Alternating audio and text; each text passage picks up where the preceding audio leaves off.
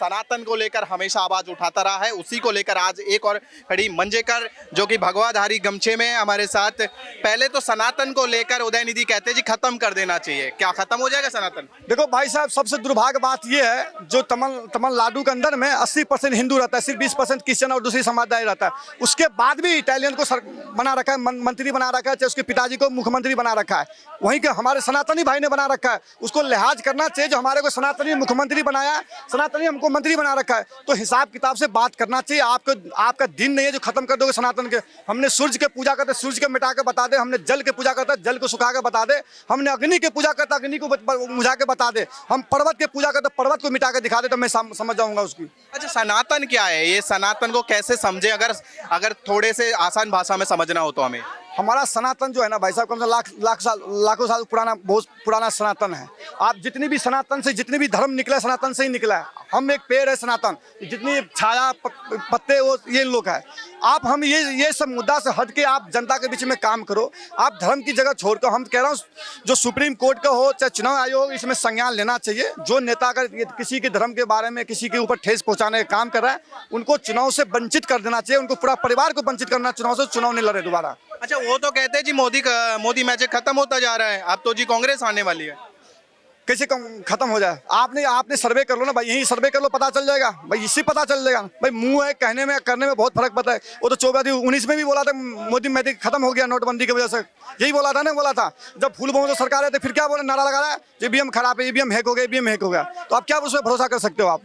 जी 2 करोड़ का कहते हैं जी जुमला दे दिया, 15 लाख आए नहीं, ऐसे तमाम ऐसे मुद्दों लेकर जो विपक्ष खड़ा हुआ है।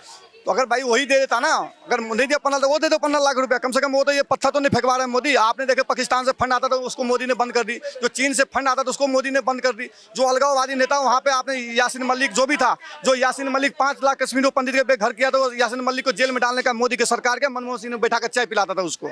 उन्होंने तो 10 अपने एंकर भी बैन कर दिए जी कि हम इनमें प्रवक्ता नहीं भेजेंगे।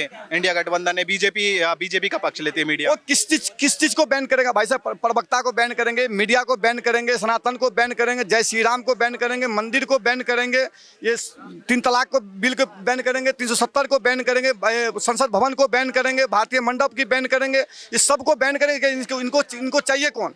पाकिस्तान जिंदा वाले के साथ करेंगे क्या? लेंगे पत्थरबाजों के साथ लेंगे क्या? हम ये पूछना चाह रहे हैं राहुल गांधी से। भाई देश की बात करो, देश हित में बात करो, देश मुद्दे की बात करो। जो हमारा G20 बाहरी कंट्री के लोग हमारे कंट्री में आया था बाहर देश से, लेकिन राहुल गांधी देश छोड़ के भाग गया कहाँ पे? जो देश हमारे देश कंट्री को विरोध करता है, जो हमारे कंट्री को ये करता है, उसके साथ मिलने का काम करता है। आप बताओ देश से उससे क्या उम्मीद रख सकते हो? आपसे पूछ रहा हूँ, आप युवा हुआ।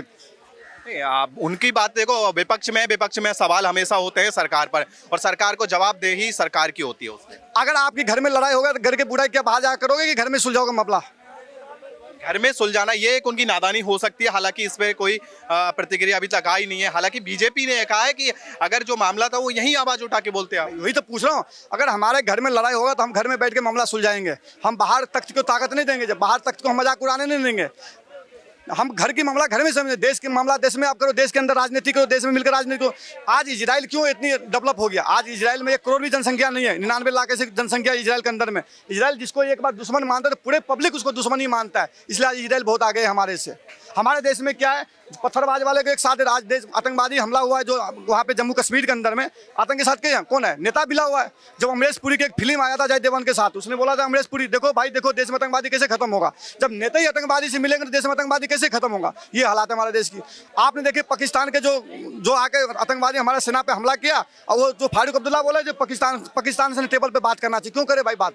क्यों करे? इनकी मानसिकता देख लो आप। 3 जवान अभी शहीद हुए हैं हाल ही में, अगर देखें तीनों जवानों के शहीद हुए हैं, उनको लेकर अभी तक कोई कड़ा एक्शन देखा नहीं गया। भाई आपके सेना को फुल ऑर्डर है, सेना का काम करना क्या है भाई? आज आपकी पत्रकार हो तो आपको काम नहीं, पत्रकार हमको कैसे करना है, हम कैसे काउंटर करेंगे, ये आपकी जिम्मेदारी है। आपकी जो वहाँ पे वो बैठे वो नहीं है, आपको काम सौंप दिया, आपके काम करना है। ऐसे ही सेना का काम सौंप दिया, सेना काम अपना सेना करेंगे।